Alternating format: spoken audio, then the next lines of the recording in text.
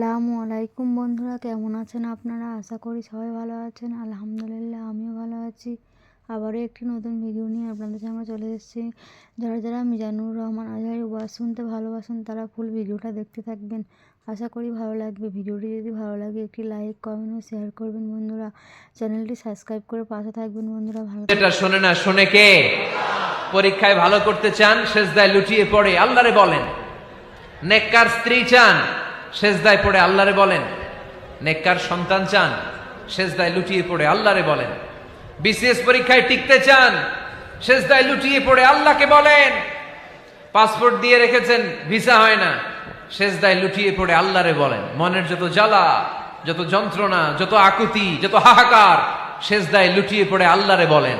কারণ আল্লাহর দরবার এমন দরবার, এই দরবার থেকে কেউ কোনোদিন খালি হাতে ফিরে না। চিল্লায় বলেন ঠিক কিনা? কেউ ফিরে না খালি হাতে আল্লাহরে তোর দরবারেতে, তাই না? পড়েন সবাই, কেউ ফিরে না। আকরাবু মা ইয়াকুনুল আবদু মির রাব্বিহি ওয়া হুয়া সাজিদ। বান্দা যখন সেজদায় লুটিয়ে পড়ে, বান্দা আল্লাহর সবচাইতে কাছে চলে যায়। এই কথাটা মনে থাকবে আপনাদের সবার। আমরা কখন আল্লাহর সবচেয়ে কাছে যাই? আওয়াজ করে বলেন।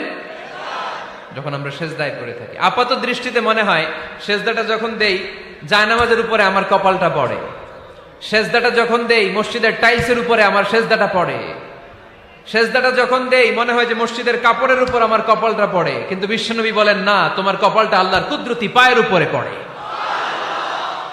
আকরাবু মা ইয়াকুনুল আবদু মির রাব্বিহি ওয়া হুয়া সাজিদ। বান্দা যখন সেজদায় লুটিয়ে পড়ে, বান্দা আল্লাহর সবচাইতে কাছে চলে যায়। তাহলে কোরআন আমাদেরকে জানালো, যদি আল্লাহর প্রিয় হতে চাও সেজদায় লুটিয়ে পড়ো। আল্লাহর প্রিয় হতে চাইলে কি করব?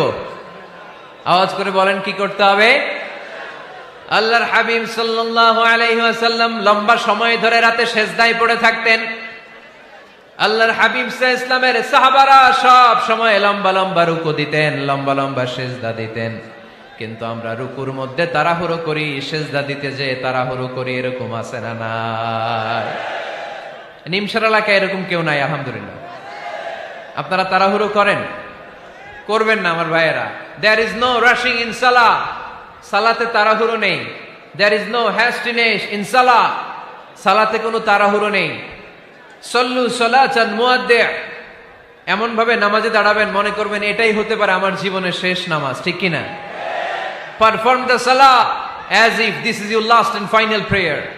এমন ভাবে মুসল্লায় দাঁড়ান মনে করেন এটাই হতে পারে জীবনের শেষ নামাজ। This is my last chance. এখন বাজে 3:30।